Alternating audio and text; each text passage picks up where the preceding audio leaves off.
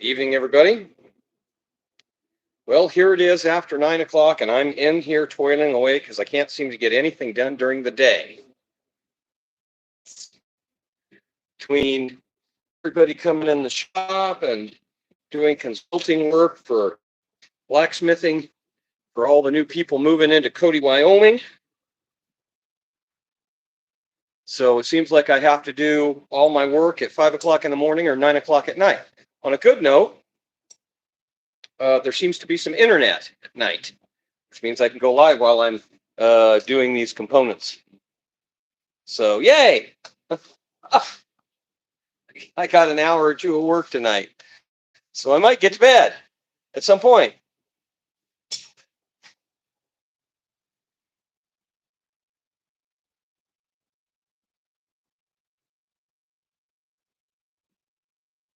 So we're just waiting for components to heat up here. And as soon as they get hot enough that they'll actually bend fairly easy, we'll go to this fancy jig I made.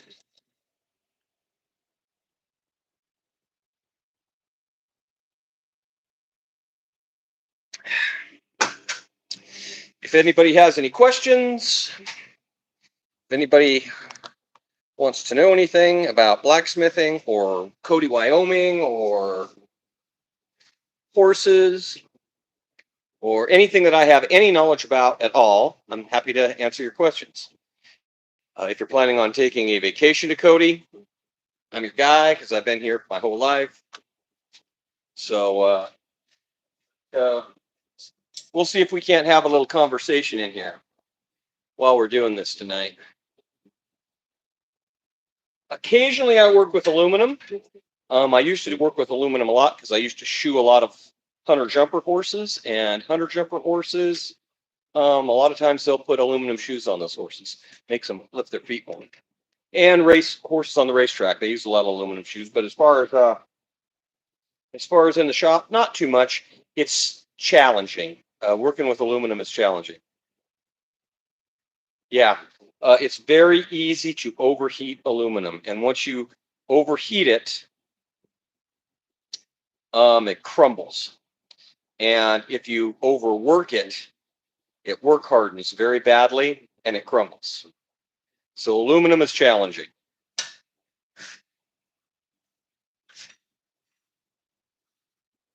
This is just a little jig I made, and this is these are components for the hat racks, and I've gotten a ton of orders on these lately. Those are not nearly hot enough to start this with.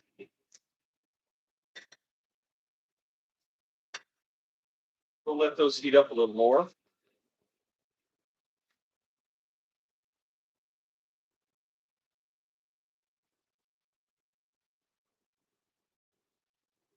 Yeah, I used to do a lot of navicular horses back in the day when I was shoeing horses. It was I kind of did a lot of work with several of the vets down in Park City, Utah.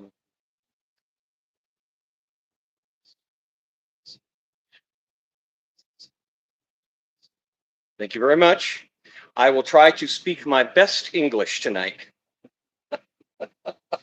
and refrain from the curse words if I can. I might have some aluminum laying around here someplace. I use aluminum in the knives a lot. I'll do a lot of aluminum bolsters and stuff in the knives. And a lot of times I'll use old horseshoes for that. So, well, I know that it's just exactly 12 hours different. So it must be about 9 o'clock in the morning in most of India. So.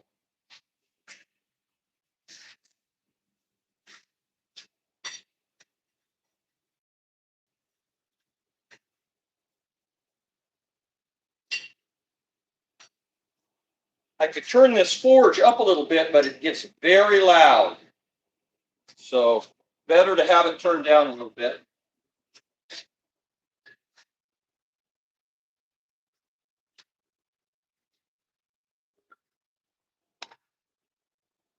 So we're going to do a bunch of those tonight.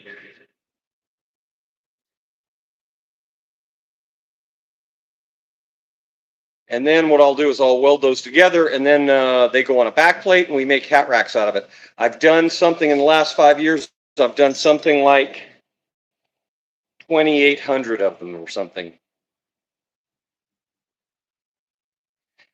A horseshoe won't harden, and I make a lot of knives out of old horseshoes because Cody, Wyoming is a tourist town, and a lot of the tourists want to take something home from Cody, and so I make a lot of knives out of horseshoes, but really they're just knife-shaped objects. They don't really harden.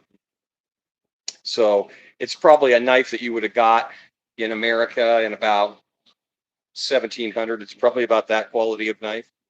So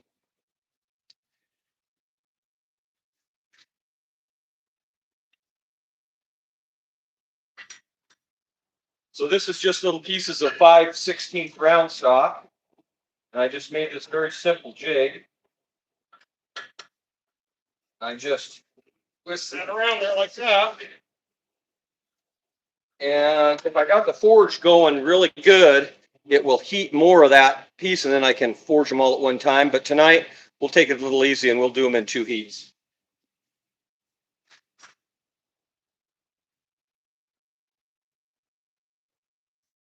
For the sake of everybody's ears, we'll do that.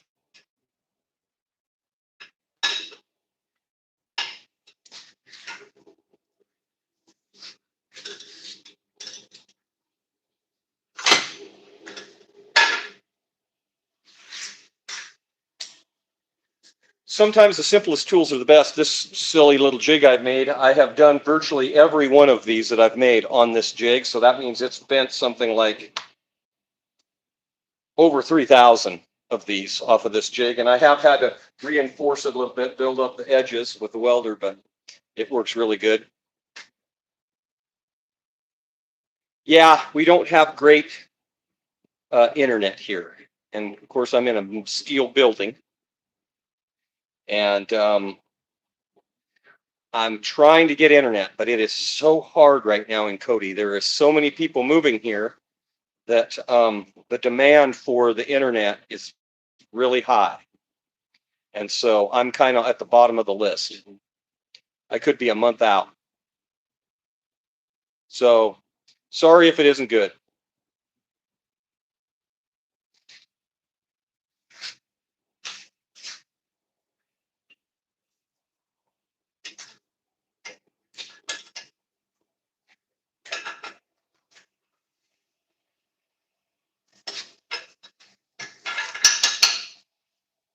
But I can get real good consistency. I do. I've lived kind of all over the West different times, and I've always found my way back here. And for a blacksmith to move, it's a challenge because I've got anvils and very heavy stuff.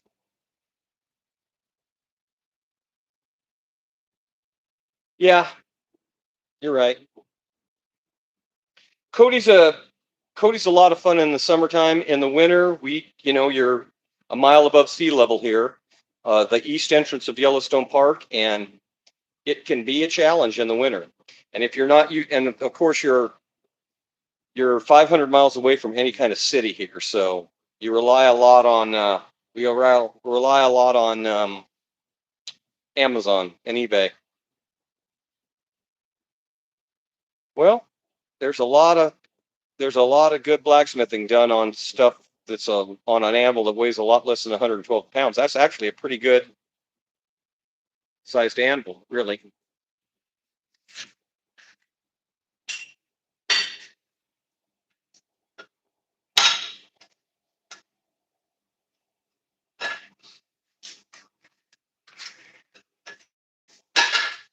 My last few live streams I've done them outside, and I get a little bit of better connection if I'm outside the building. But I wanted to get some of this stuff done tonight.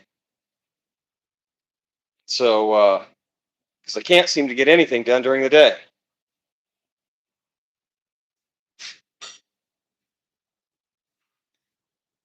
I guess that's not a bad problem to have.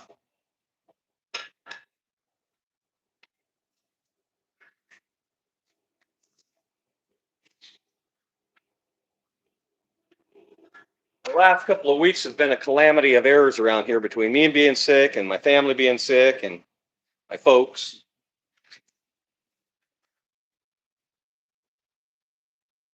And when you're a one-man show, you kind of have to,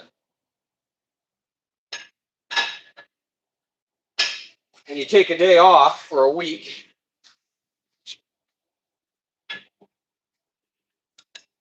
All you do is play catch up for a month. No, it's all right. It's the way it is. It's fine.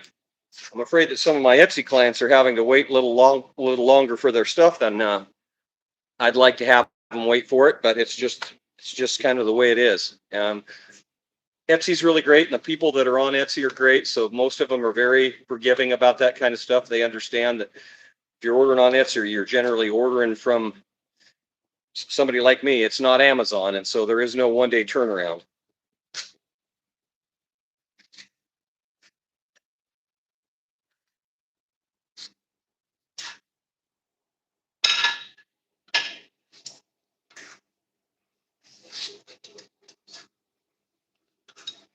Everybody thinks that blacksmithing is really romantic, but in actuality, this is about half of what I do. This and making the back plates for the hat racks. I'll go get you a hat rack and I'll show you what it looks like.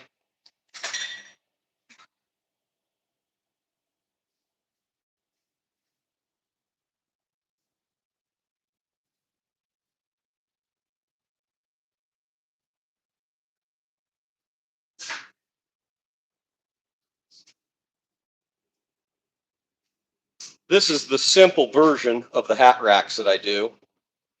And I don't know how it's happened, but I think some kind of designers have found me now. And so I'm doing like dozens of them in one order. And so I started doing onesies, twosies, and now I'm doing lots. So which is good. Good problem to have.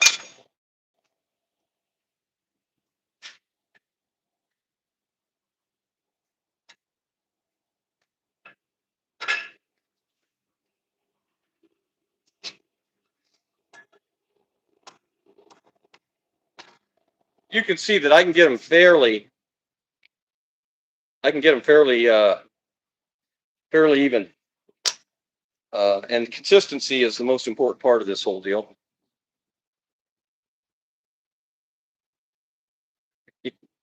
Yeah.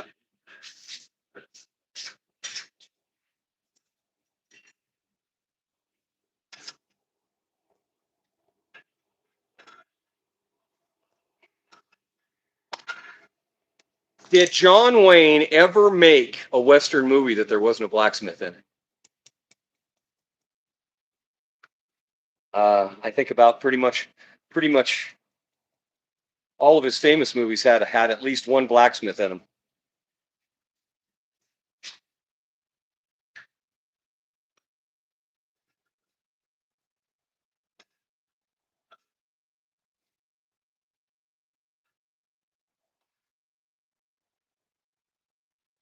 Did the Cowboys have a blacksmith? I don't think so. Sons of Katie Elder, Clintock.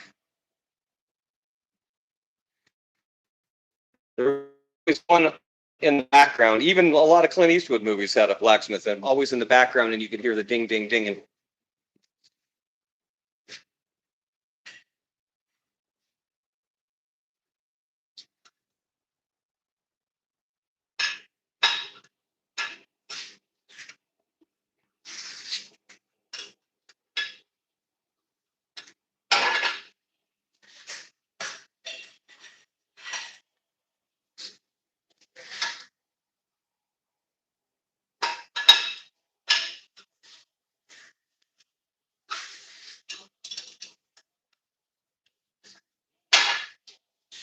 so when the forge gets good and hot, you can heat up just a little bit more of that material, and you can bend them all at one time. But when I got that forge turned idle down like that, it won't quite get hot enough to push that heat out and get that hot enough.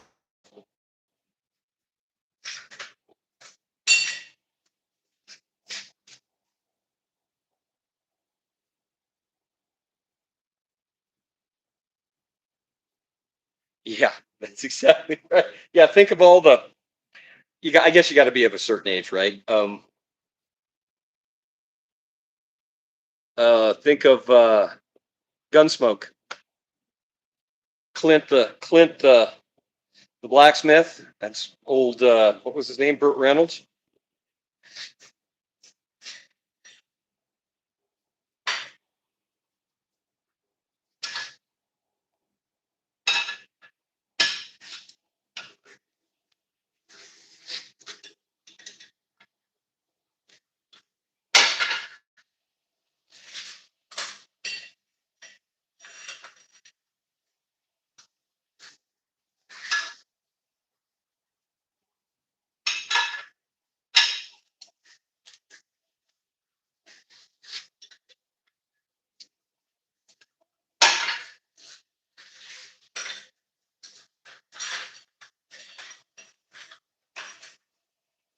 There's probably an easier jig to make. Turd Ferguson. Yeah, Turd Ferguson. Yeah.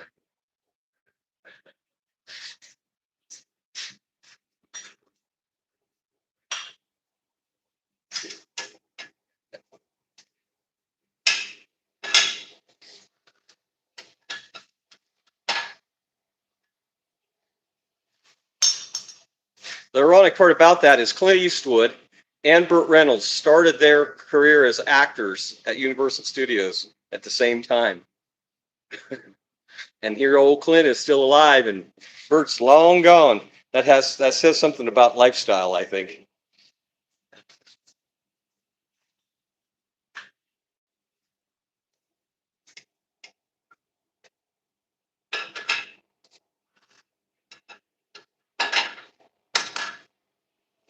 You can do these, but they don't turn out good.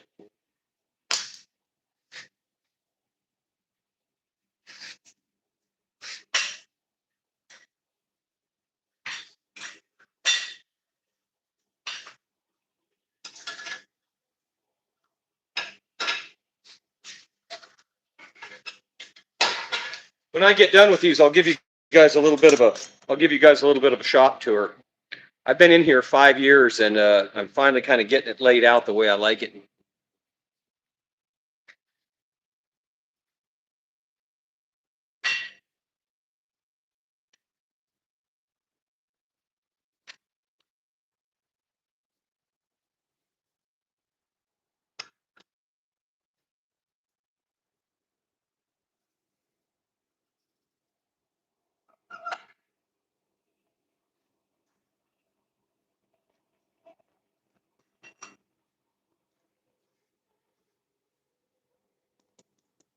Where's everybody from? We know Sacramento, but where else is everybody at? I'm in Cody, Wyoming, the east entrance of Yellowstone National Park. About 3.5 million people between end of April and October. I think they might still be open, the park, but they'll be closing at any time. So between April and October, there's 3.5 million people that come through this entrance.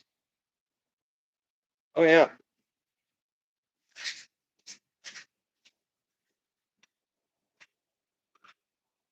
Pretty sure I used to show horses when I was a kid in Boise once in a while. I think they used to have a big Appaloosa show there.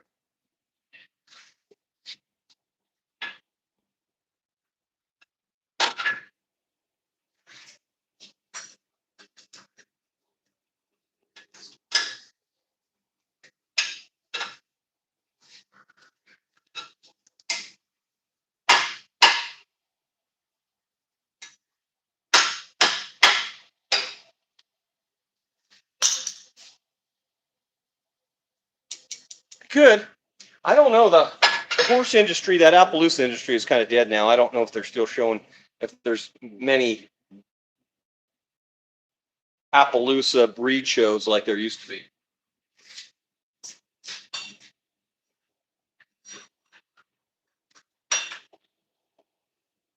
Moscow was where the offices for the Appaloosa Club was years ago, but I don't know if they still have them in Moscow, Idaho, or not.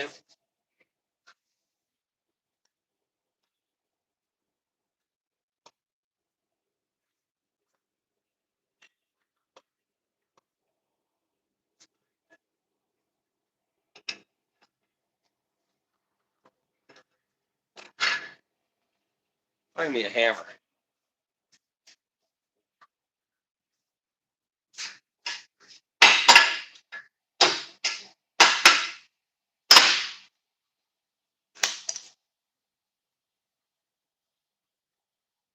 Yeah, for sure. Yeah, I'm sure that the Appaloosa Association will never, it'll never go away. They're, it's kind the Apps and the quarter horses and the Arabs in the United States are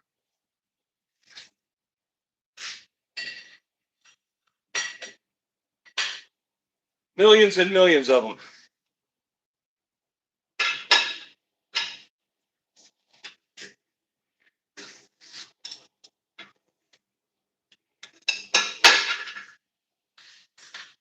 I haven't shod horses professionally in 10 years, and I still have people calling me and want me to shoe horses.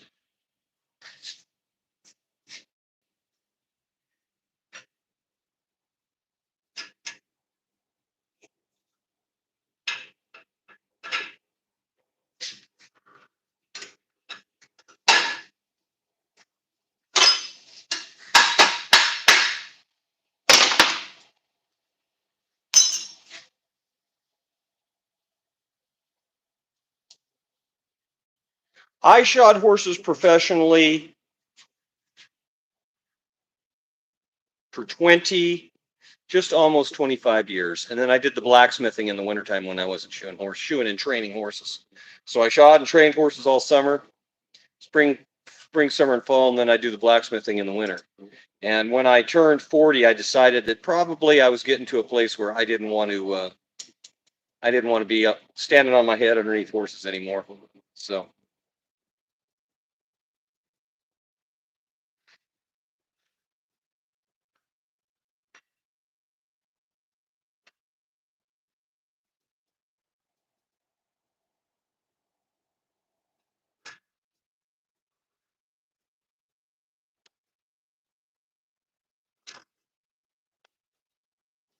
when I was doing a lot of horses, I was probably above average shoeing horses. But now it's been long enough now that the technology has changed, and probably 20% of all the horses that get shod probably have glue on shoes. They don't even nail a shoe on the horses anymore. They have the technology and all those epoxies and stuff come along so far. That I was just getting into that about the time I quit.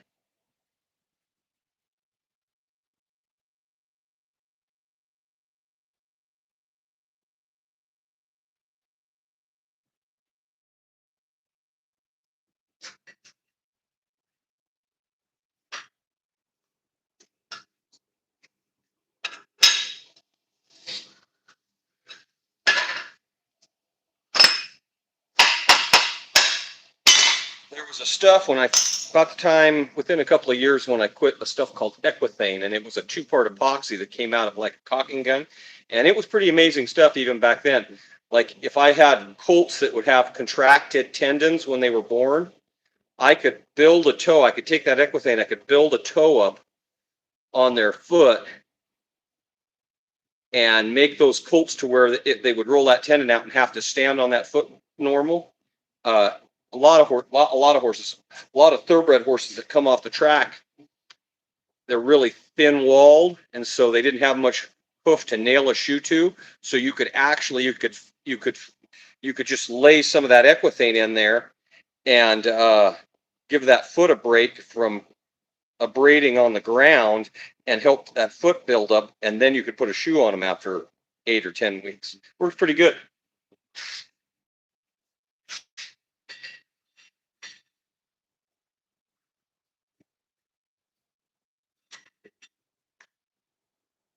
I did a lot of that stuff.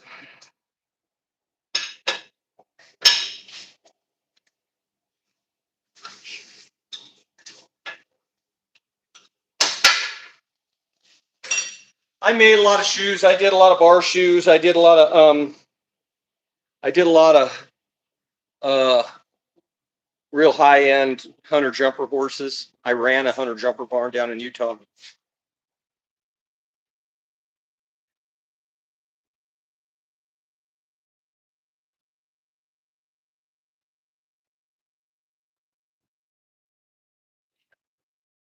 It was a little messy. There was a learning curve to it for sure. And now it's so much better, and the technology's better, the application system is better. I still kind of keep my finger in that side of that, but not too much now. I got too much going on to pay much attention to it. And I wanted out of it so bad, I sold all my horseshoeing tools. The only horseshoeing tool I still have left is a pair of pull-offs.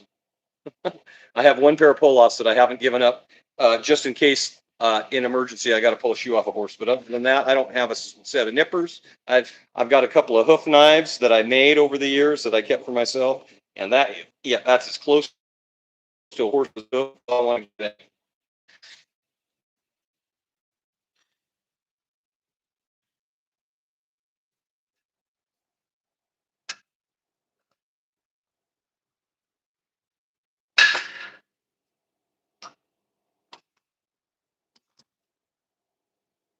When I make these, I just make them a 20-foot stick at a time. So out of a 20-foot stick, I get about 15 or 16 of these.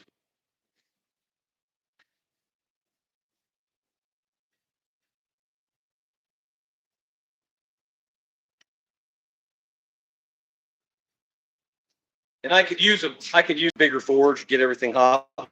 But this little,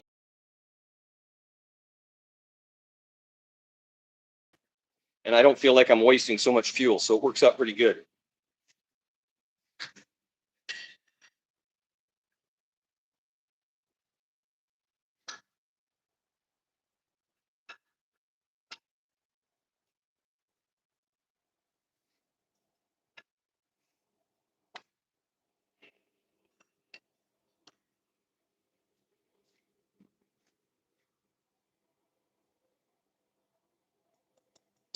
Yeah,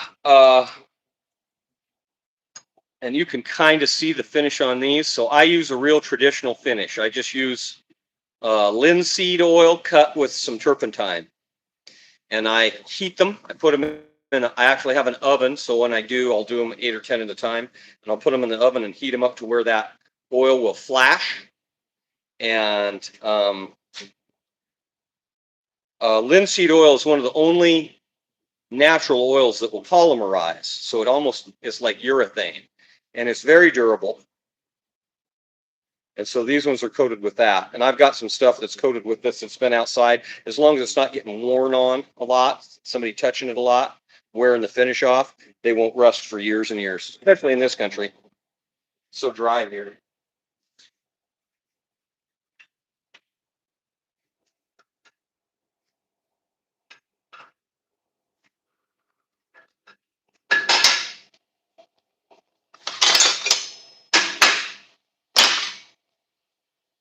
And then as I do them, I'm just throwing them down here on the floor, and they'll cool off a lot faster if you've got them spread out. So I just throw them on the floor, and the concrete floor works as a heat sink and sucks the heat out of them a lot faster. So in a few minutes, I'll be able to step over there and pick all those up. And then I'll go weld the end shut. And what I do is I weld that end shut right there. And then they go to the tumbler, and the tumbler knocks off the big boogers and all the welding scale. One more.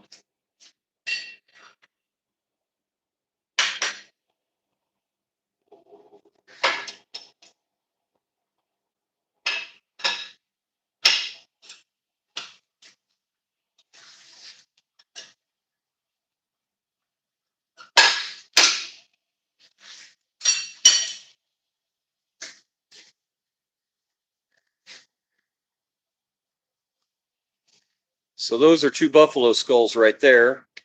And at some point, I'm going to do a chandelier, and those buffalo skulls are going to be on it. But I need one more. I'm hunting another one in about that shape. And I've come across a lot of buffalo skulls, but they're either too big, they're too new, they're too old. So it's one of those things that maybe one of these days I'll come up with my 3rd buffalo skull, and they're going to get made into a chandelier.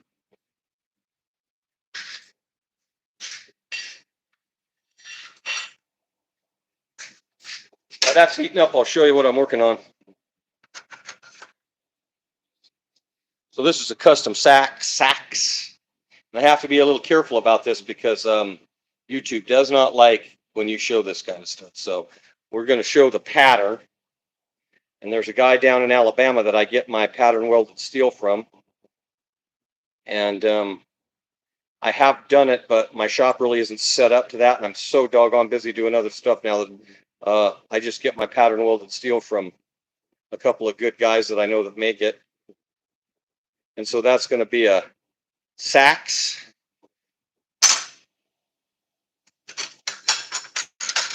Here's a couple of his other pattern steels that he does.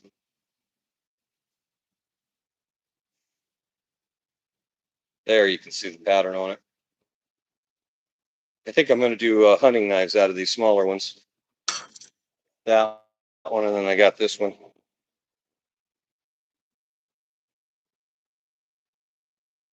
And look at there, made in America.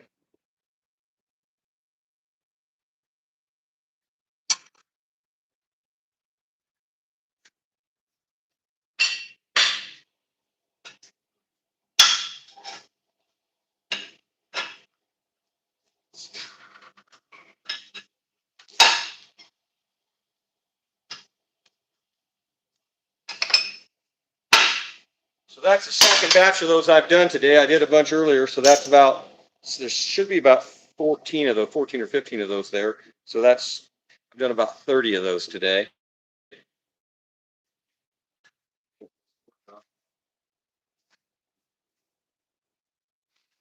Some of the other stuff I did.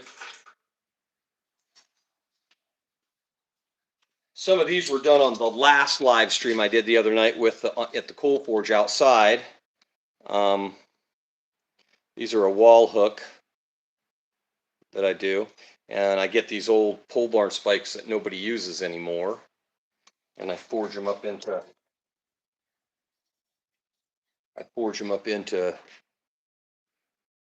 wall hooks, and these are actually on the Etsy store, but I try to do them in sets, and that's a challenge, trying to get stuff to match. Having a good anvil helps, knowing to use the same component, same place in your anvil to do your bending, because I do all freehand bending on these. But they're kind of a simple little, just a simple little hook. Pretty nice. That leaf is one of the basic things, but everybody likes them. Like I said, I'm more of a production guy. I do custom stuff, some, but mostly I kind of got started doing production work with horseshoe, and so I can't never get away from that. I do occasionally. I do some custom stuff like the knives and stuff, but for the most part, it's production work, which isn't. It's the production work allows me to do this fun stuff that I want to do. So that's why I do so much of it. This is what they look like when they come out of the forge. So you can see the mill scale on them. And I will brush the heavy, these have had the heavy mill scale brushed off of them. And then from here, what I'll do is I'll take them to that drill press back there where that 100,000 subscriber button is hanging. And I'll punch the holes in them. And then from there, there'll be two mounting holes, one there and one there. And then they'll go into the oven. I'll let them cook for about 20 minutes, get up to temperature, and then like this one I'll probably hit that one again because this must have been a pretty rusty spike. And that rust, the oxidation, the mill scale doesn't take all that oxidation off. So I'll probably have to take this one, hit it with the wire brush, and then put it back in the forge again if I want that color to be off of there. But sometimes I'll just leave it. Like that's one of the one I did one of those great big ones like that. So, but these are okay ones. They aren't great. I did these, like I said, I did these outside during a live, and you're trying to talk and the wind's blowing and it's darker than the inside of a cow. And so, but I do lots of those. For my folks that are across the world, on the other side of the world, those are bison skulls. Different than the buffaloes that you have in Asia. These are like the real, like buffaloes, like Buffalo Bill hunted. And then over here on this side, those are elk horns. The top ones are elk, and these are moose horns. And for those people who don't know, every year, coming up here in a couple of weeks. Well, generally after the first of the year, the elk and the deer and the moose will all drop their horns, and they regrow a new pair every year. And so they leave these scattered all over the forest. And so back when I was a younger man and I had a lot of horses, I would go in the spring and we'd go collect all those horns up, and then we use them for stuff. Here's a piece that has, most of it has been turned into knife handles. So this is, this is the main beam, and I've cut off the points, and those have been used for knife scales, handles for steak turners, all kinds of stuff. But this is left, and I've saved this one because it's really wide in this web right here. A lot of width right here.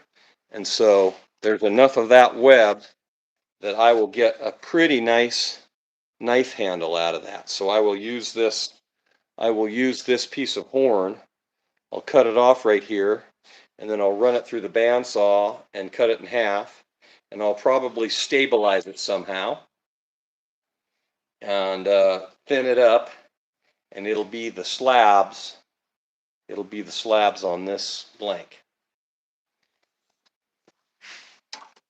But real traditional elk horn is, you can always tell a horn that's been shed, because what happens is in the early spring of the year, the blood quits flowing to the bottom of that horn, and you get this kind of groovy, this groovy kind of pattern, and then pretty soon they just fall off, and almost instantly they start growing new ones again. So nothing goes to waste around here. My whole shtick is mostly I like to make stuff out of other stuff. And then the bottom set there that's hanging, those are moose horns, and they came off of a moose, not an elk. And moose is, you can see, you can get a lot of knife, if you know what you're doing, you can get a lot of knife handles out of a moose set of paddles, because there's a lot more meat in them, and they aren't as vascular.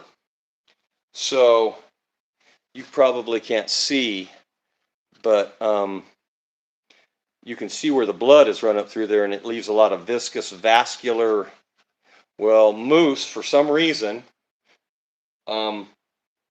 because of maybe the shape of the paddle, they aren't nearly as vascular, and so when you cut into them, they're a lot more solid. And I find that the moose paddles make really nice handle material. And then I do some out of, we don't have a lot of this. This actually came from back in Michigan, and this is and I do a lot of handles out of it too. But I got to be careful. I can't show a lot of knives on my lives because they'll kick me off. YouTube's funny that way. They don't like to see finished stuff. So one of my favorite things to make knives out of, you can see there I got a little file work in that one, is old horseshoe rasps. So this is a rasp. This is a tool that a farrier, a horseshoer, will use to manicure the horse's feet. And you only get about, well, it depends on what kind of horses you're doing, 20, or you might get 20 head of horses, depends on the rasp quality too, 20 or 30 head of horses out of a rasp, and then they get so dull they don't cut anymore. And so I gather all that stuff up from the farriers, and I make stuff out of it. I make stuff like this. And you can always tell a blacksmith forged rasp knife because the teeth get hammered back down. So when they make one of these rasps, they have a chisel, and it chisels the teeth up. They don't remove any material out of this when this is a blank. They just have a tool in here that plucks the teeth up. And so what I do is I heat them up and I smash the teeth back down, and you get this really kind of cool pattern. So that's the rasp side of the tool, and that's the fine side of the tool. And that's going to be a big knife when I get done with it. So anyway, there's that.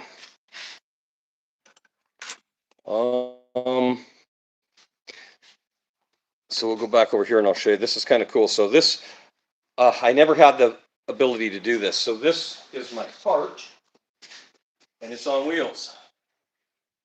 So I can move it around to different stations in the shop. So when I'm doing this, when I'm doing these, I can just roll it over here and do this. When I'm using the anvil, I can just roll it over there and position it into any position next to the anvil that I want, and I can get it set up just right. I've got 1, 2, 3, 4, 5 vices set up in the shop. And so that allows me to set up a workstation, and then it's just easier to take the forge to the workstation. That way you're not running back and forth across the shop all the time. Works pretty good.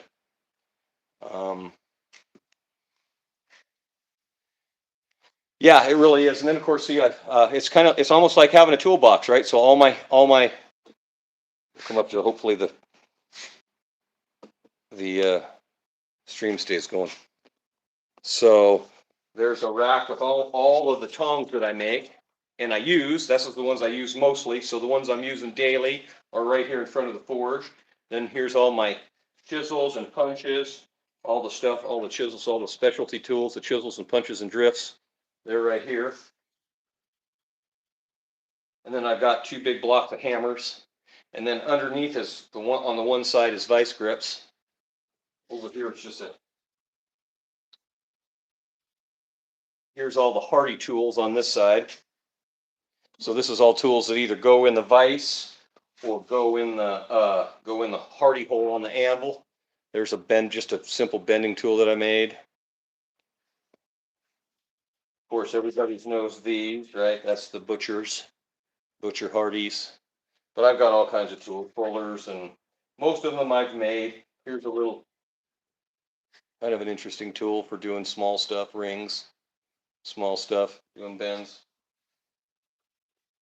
And of course, you make most blacksmiths make their own tools because you can't go down to Ace Hardware store and buy the tools that you need, including tongs. You just can't do it. So I pretty much make all my tools anymore, except other than hammers. I don't make my hammers anymore. It's just easier to buy, and I've got enough hammers to last me the rest of my life. But all the kind of pistols and punches. A lot of times you'll see because I'm using them under a power hammer, I put handles on them, and we'll go around here and I'll show you the hammer here in a minute. So I got little short handles on all these. These are the ones that I do for the decorative stuff. These are candle holders, candle sconces that I do. They're kind of half done. Like I said, I do them in big. Generally, I do them until I get sick of doing them, and then I go do something else.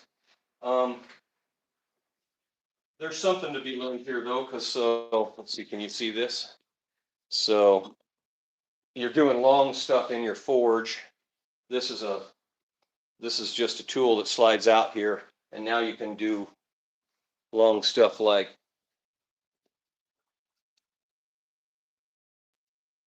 this will be a dinner triangle when I get done.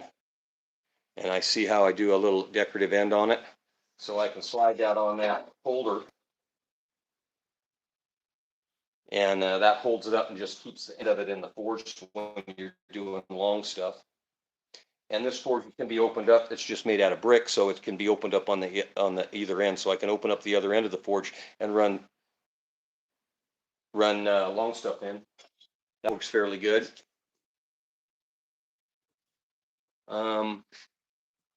You can't ever have enough vice grips. And of course, all the tools that I make that I use daily.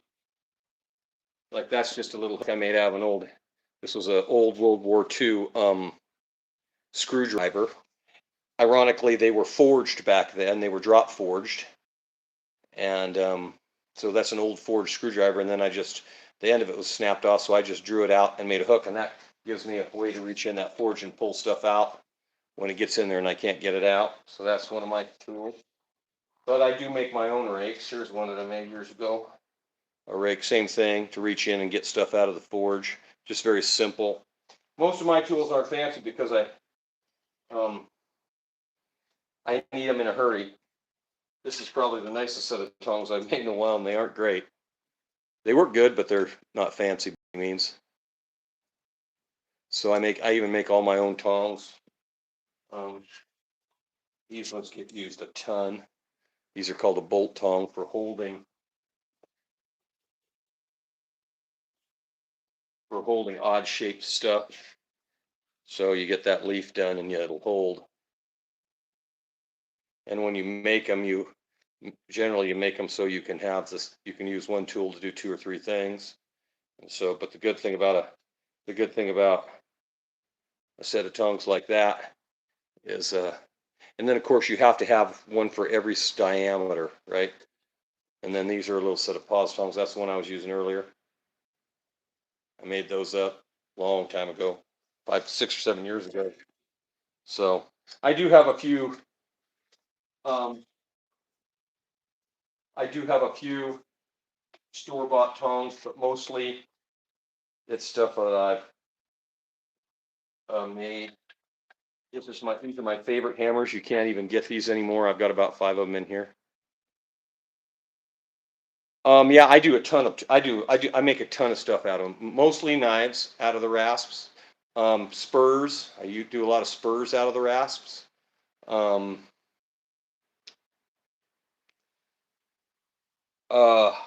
You got to be careful because they harden, and so you got to be aware of that when you're doing. Oh yeah, I'll show you what I make. One of the things I make out of a rasp is probably the best stuff to make a flint striker out of is a rasp.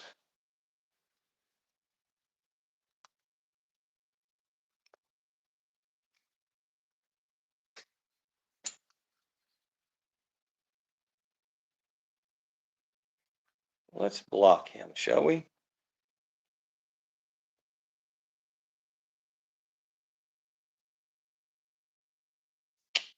We'll just do that.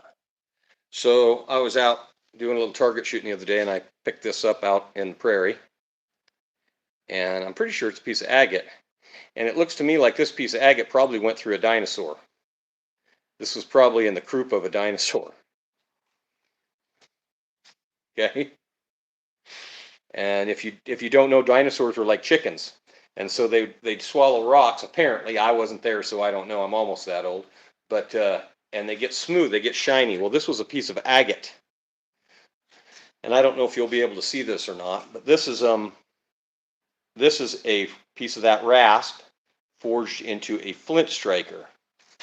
So let's see if we can do this. See the sparks? So Wyoming's a funny place. Most of the rocks have fire in them if you know how to harden up your steel the right way. And I'll do that again for the folks in the back that weren't paying attention.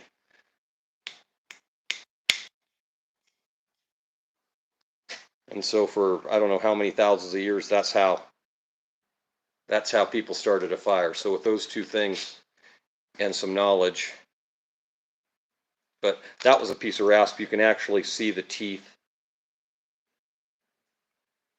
in it. And I must have got a pretty good dew on the hardness of that because it sparks. That's about the best one I've made that sparks. That one sparks better than anything I've made lately. Works pretty good. So I do a lot of stuff out of rasps. The other thing I make a lot of stuff out of is old truck springs. This is probably something like 5160. I find with old rasps, the best way to get that quench right is water. You got to get your temperature right. You got to get your temperature up right. And then what you want to do is you don't want the whole thing hard. So what you want to do is you want to put the hard part, the hard face of that, someplace where it will stay hard after you quench it. But then you want to take the hardness out because they'll get brittle, and you'll snap off one of these ears. And of course, there's a ton of ways of making these. They don't have to be this shape.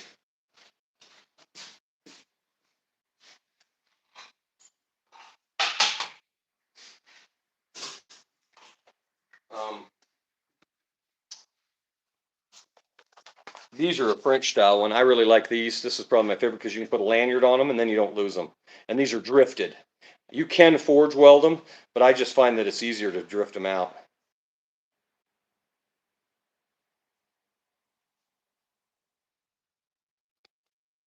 So anyway, and then what you have to have when you're doing this is you got to have what they call char cloth. And this is an old one of these old cotton shirts like this, and you put it in this tin. It's got a little hole in it, and I put it in there, and then I put it in the forge and I bake it, and it turns into carbon. Maybe I can do this. Maybe I can do this right here. So let's see. So I take a little piece of it like this. I'll take that. I'll take that. I don't know. They have a name for these rocks. I don't know what they are. Traditionally, you would use flint, but there isn't a lot of flint in this part of Wyoming where I'm at. But what you can do is you can put that in your. See if I can do this. Put this in your hand like this. We'll try this one.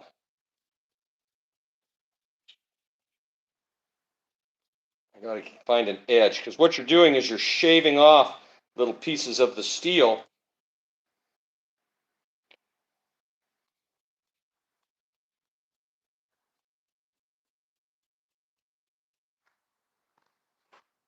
Out of practice. There it went. See how that's on fire now? And then what you would do is you take a little piece of tinder. I use cheat grass, or there's some cedar chips in there, and you would lay that in there. And that's how every mountain man, and probably from, I don't know, probably from before they actually had steel, because they would find iron pyrites and they'd knock the pyrites together and it would make sparks. But that's how you do that. So that's a tinder bundle. That's a tinder bundle. And then you have your tinder. And this is my pocket-sized one that I made. Loudtoid can. And here's an itty-bitty. Here's an itty-bitty flint striker that I made.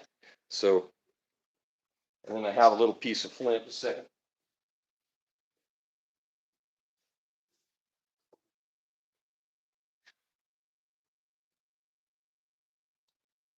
This isn't flint. I don't know what it is. It's some kind of igneous rock. It came out of this was in the tailings pile of a mine up on South Pass City, just south of here, about a couple 100 miles, 150 miles.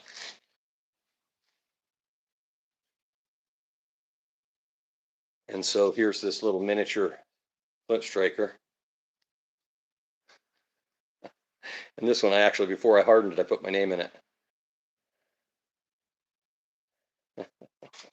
But you put that in there, and you put that little piece of flint in there, pull it shut, and now you have a pocket-sized flint striker that you can carry.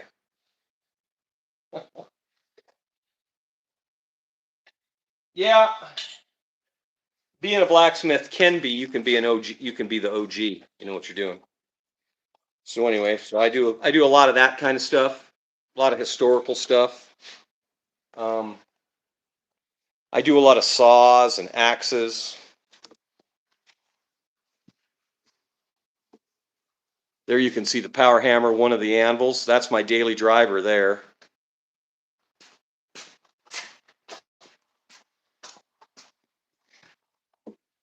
They don't, it's funny, you know, oh, there's my wall of tongs. Part of them. I've got about five gallon buckets full of tongs. But this is my wall of axes here. This is one my son and I did last year. Forged up that. This is a spring out of a semi. That's some hard steel to forge, but boy, they sure make good axes. And then here's the one I made for myself.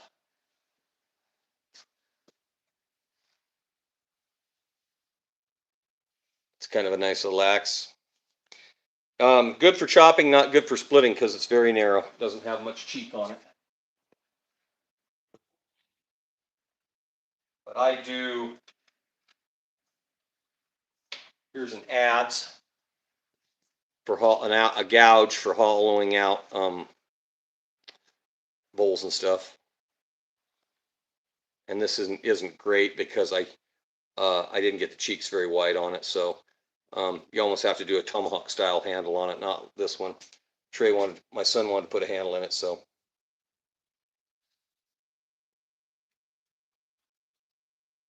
And then I do all kinds of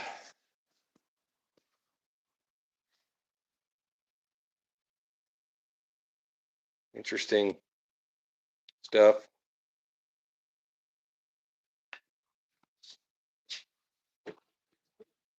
And then here's another one I made. I don't have any tomahawks to show because I've sold all the tomahawks. There's another one I made. And this one's got a tear-shaped eye in it. So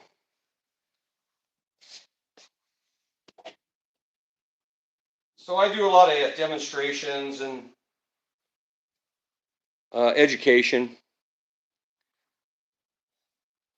A lot of demonstrations. There's the tongs. Some of them. I got a ton more, and then I have these saws. I rebuild these big saws occasionally. Here's one we just did the other day, a couple months ago. We refinished it. I sharpened it. I showed everybody how to sharpen a saw like this. So we resharpened them. But traditionally, back 1,000 years ago, these would have been made in a blacksmith shop. The blacksmith would have punched these out and made them.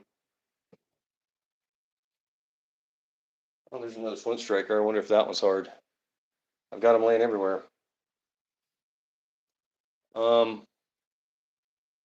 else do I got in here? Oh, you were asking about aluminum. So here's one of the knives I use for demonstration. So these parts are aluminum, and they're actually made out of aluminum horseshoe. This is just a demonstration to show how I build some of the knives. So you can stack whatever kind of a handle on here you want. You get your guard, and that's the heel out of a horseshoe. And you can you use a tap and a die, and you can and that's just when I never finish up. I don't ever finish those ones. That way I have it around for a demonstration purpose. But yeah.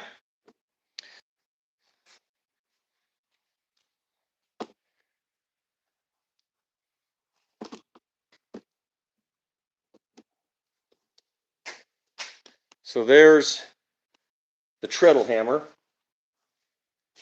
This is a big 350-pound bridge anvil, and this is the treadle. And that's where the tools with the handles come in. You can see I've done a ton of videos on this, so you can watch this in the videos. If you go and follow, subscribe, and then this is a power hammer that we built. Just a little, runs off of that motor tire hammer. My take on a tire hammer. I used it so much I wore it out, and hopefully this winter we're gonna rebuild it. And then here's the KA75. This is kind of the big power hammer in the shop here. And it's pretty small as power hammers go, but I don't do a lot of big work. So, hello.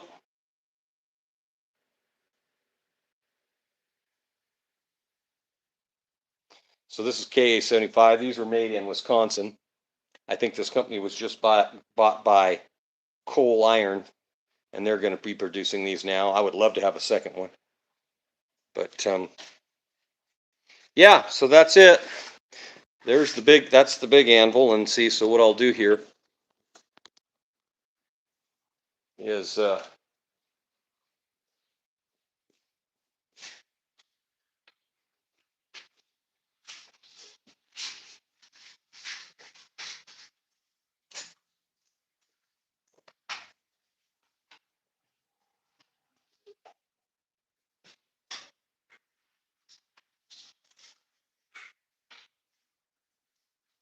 now I got this workspace set up. So now I can work right here. And I can set that just anywhere I want to, or I can use this. So, yeah. So there's the shop. there's the blacksmithing. That's all I'm doing tonight because, heck, it's after 10 o'clock. I'm going to bed. If you have any questions, put it in the comments. I'll try to answer.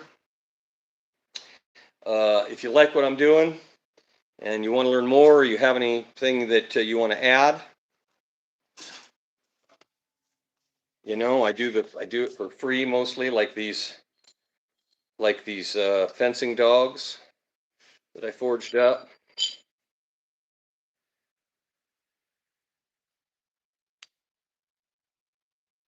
Appreciate you staying for the whole deal. Appreciate it. Like and subscribe. Go watch some videos. And I don't know if you can do it from your side or not, but if you want to see all the viral videos I've had, and I've had almost 20 videos that have had over 1 million views, you can go in there and you can pick, you know, the most viewed ones, and you can just watch them. Most of them are shorts. I do some long content, but it seems like everybody enjoys the short videos more.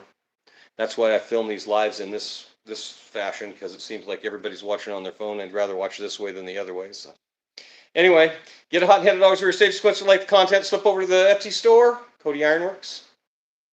Look for the guy on the anvil. Share some love. Thanks, everybody. Have a great evening.